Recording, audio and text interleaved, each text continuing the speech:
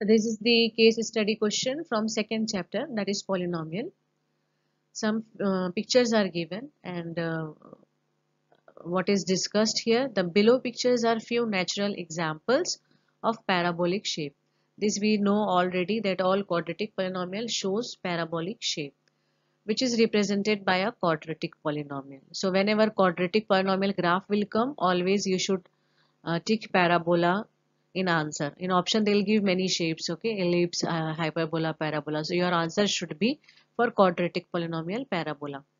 A parabolic arc is an arc in the shape of a parabola. In structures, their curves represent an efficient method of load, and so can be found in bridges and in architecture in a variety of forms. So all these diagrams also, pictures also we can see. Question number 1 we'll discuss now.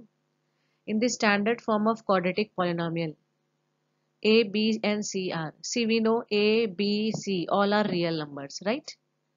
But condition apply on A. It should be non-zero.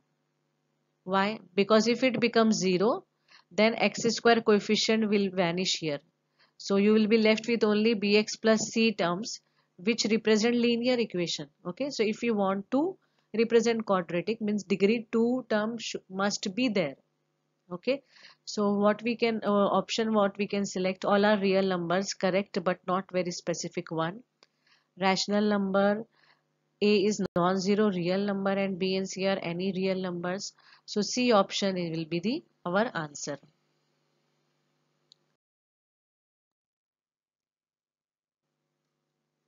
Question number 2. If the roots of the quadratic polynomials are equal, where the discriminant then? Okay, where the discriminant is D is equal to B square minus 4AC. So this has to be equal to 0. Okay, actually it is based on the formula minus B plus minus B square minus 4AC divided by 2A. In quadratic equation you will come across this formula to find the roots of the quadratic equation. Okay, so if we get this term 0, so we will get minus b by 2a plus minus 0, isn't it?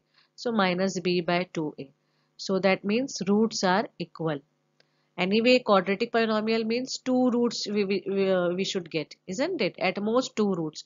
Degree represent, and degree means at most, and root we should get. So if degree is 2, so at most two roots. Okay, but when we substitute this as 0, we get only minus b by 2a. That means roots are 2, both are equal. Okay, so that's why it is equal roots. So which option will be correct here? D option will be correct. Okay.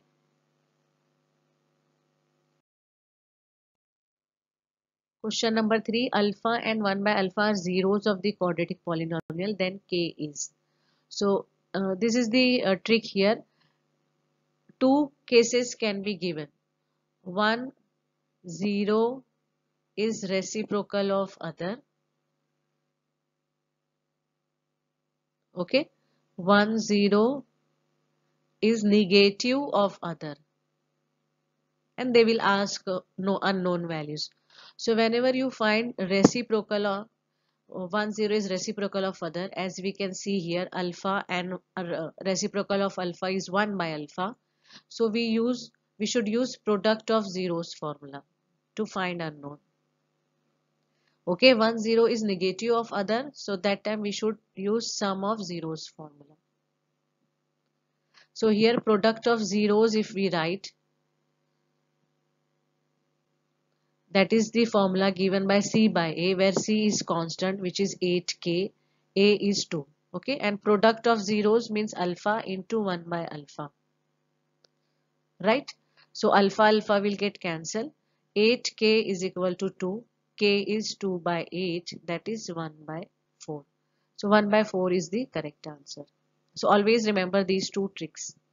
The reciprocal means product, negative of other means sum of zero formula you should take. Next question is graph of x square plus 1 equal to 0. Now see, when we draw a graph or when we get a graph like this, okay, so we say that suppose for this particular graph which I have drawn, this particular graph intersect the x-axis at 3 points, right? So it will have 3 zeros, and we know parabola, for parabola means quadratic polynomial, it touches the graph at 2 points, right? That's why we say it has 2 zeros. Now for this particular equation, if we shift that +1 to the other side, we get the -1. This is not possible, right? We don't have any number such that its square gives the negative answer. No, square of any number will always be positive. So this is not possible. This is not possible means it will not have real roots.